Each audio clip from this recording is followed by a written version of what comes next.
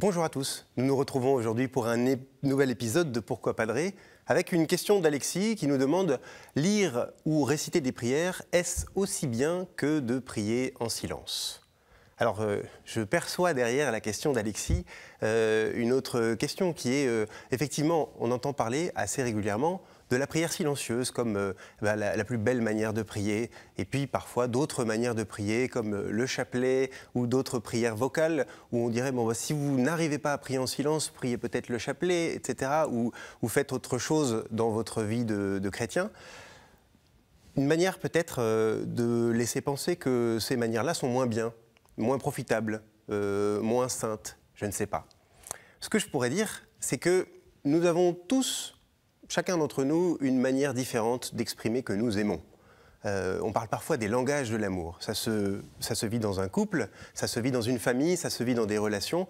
On a des manières différentes de dire qu'on aime. Certains aiment bien faire des cadeaux, certains aiment bien rendre des services, certains aiment bien offrir du temps, du moment avec une grande qualité d'écoute. Certains vont avoir une capacité à pardonner.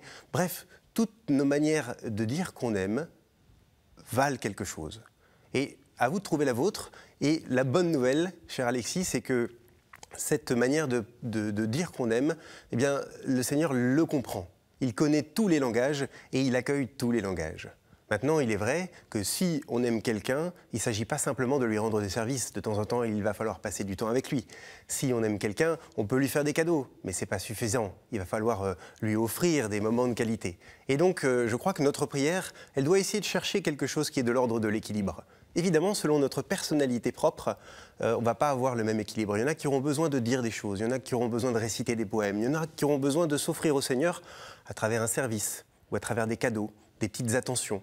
Chacun trouvera sa manière, mais il est important quand même de se retrouver à certains moments pour des temps où on va s'entendre, où on va s'écouter, où on va essayer d'entendre le Seigneur qui nous parle.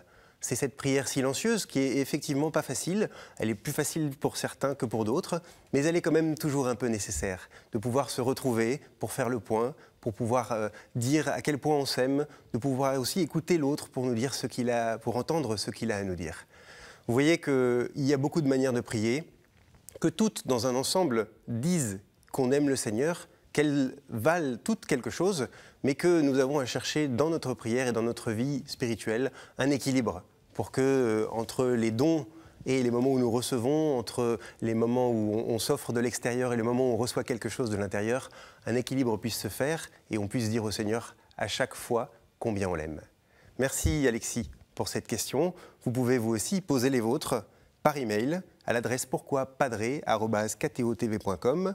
Vous pouvez aussi nous retrouver sur les réseaux sociaux avec le hashtag pourquoipadrer et retrouver chacune de nos vidéos sur le site ktotv.com.